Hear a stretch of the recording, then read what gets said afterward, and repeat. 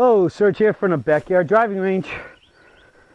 Oh, we have a question today that came into customer service, and this one comes from Steve Ruiz from Chicago, Illinois, and he signs it, appreciative owner of almost all of your videos. Okay, I'm going to do a plug right here. If you haven't got the Ultimate Alignment video yet, Steve, go ahead and get that one, because it's really, really good, and alignment's critical. 90 to 95% of all swing problems arise out of alignment. But getting back to what Steve says, he came up with one, quite an unusual question. He starts out, this may be the oddest question yet submitted. Why bother with the backswing? Has anyone ever experimented with skipping the backswing and starting at the top? The backswing doesn't seem to be needed for tempo. Slow backswings are often coupled with fast downswings, and also seems to be a source of error by getting people out of position at the top. Could not we, like baseball players, start at the top, take a slight hitch, make a bump, and swing away?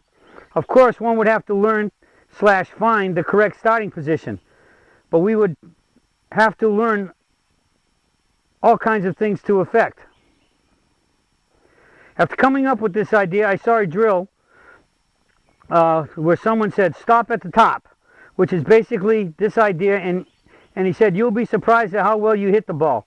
He didn't go farther, though, and actually considers this as a general approach. Okay, good thought. It's come up not too often, very rarely, in fact, and I can't remember the last time I ever saw anybody ask me this question. But one important statement that Steve makes is the backswing doesn't seem to be needed for tempo. Slow backswings are often coupled with fast downswings, and also seems to be a source of error by getting people out of position at the top. Those are good statements. Now, first off, the one that where you say slow backswing tempos are often followed by fast forward swings, coupled with fast downswings, forward swings as I call it, forward upswings. Well, if you want to hit a good golf shot, that better be the case. I mean, what is the definition of impact? A club is supposed to approach the ball on the aiming line, this club being the aiming line, approach the ball on the aiming line, strike the ball while it's on that line and be square to it, leave on the aiming line, accelerating, and hit the ball solid or in a sweet spot while doing the first three. That's what I call on, square and solid, accelerating. All good golf shots from a putter to a driver have to be accelerating in the forward swing. So I think maybe when you say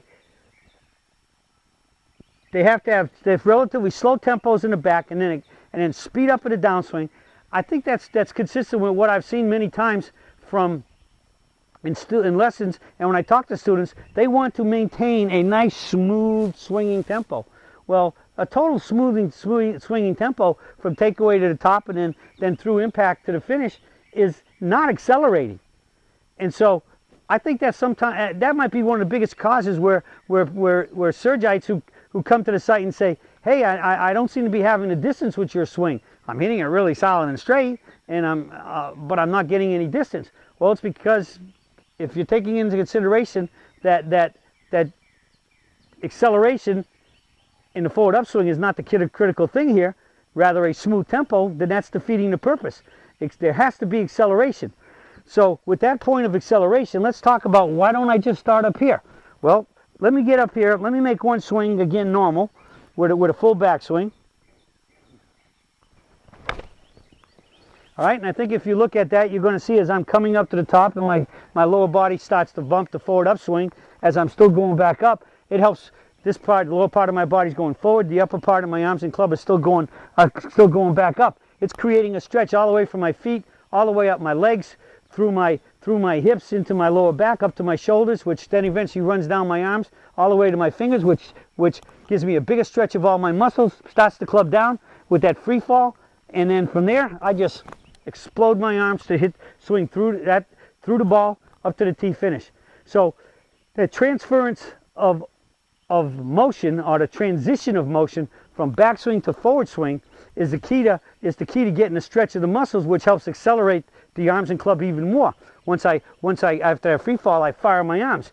If I just start from the top of my backswing and put myself into that position up at the top and then try to swing down, I can hit the ball pretty good. But to me right now, I just felt that I had more down hit on the ball than I normally have when I'm swinging up to the finish. And I don't think there's any way, shape, or form that I could even anywhere generate even reasonably close to speed I had when I had the transition, because you're losing the dynamic effect of the transition, which is where you get your power. Now, I think in baseball, you have to realize that there's a ball being pitched to you, so you have the speed of that ball hitting the bat, and again, they're also swinging on a horizontal plane where we're swinging more up and down vertically, and although I should give us more help from gravity where we're swinging up and down, but I think that just standing here with a baseball bat and swinging into it, if you check your power, you're gonna and check and see the physics involved here. The speed of the ball is going to recoil off the bat and add speed to the ball. So we don't have that effect of a ball moving at us to hit. We're hitting it just sitting there on the ground.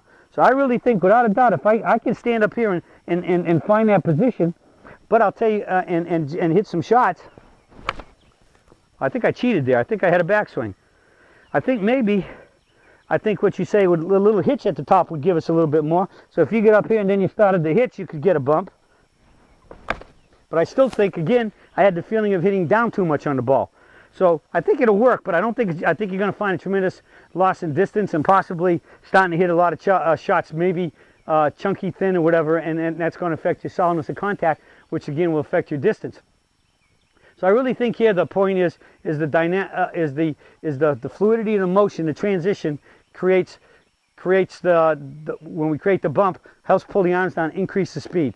So I guess maybe this might not be a bad idea to start as far as learning the position where your bell is, right? You find the bell position by there's your bell, so you can come up there just about off in the air and then make the motion and try to with that motion feel your lower body starting, and then incorporate that into a full swing where you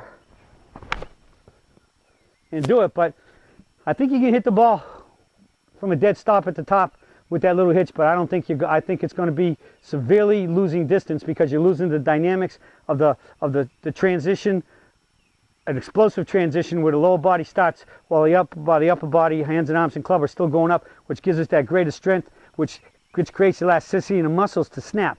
And if you lose that stretch of the muscles, the true stretch of the muscles caused by the opposite directions of the lower body going forward and the upper body and the arms and clubs still going up, I think you're going to have a serious loss of transition in the power and the speed that will be generated in the downswing to impact and through.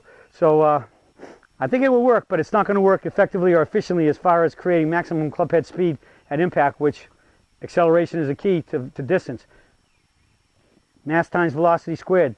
The speed of the club is important, and acceleration, on, solid impact, accelerating an impact is the key to hitting it solid straight and getting that extra distance that the dynamics of the motion of both the backswing and transition to create the forward swing is going to give us.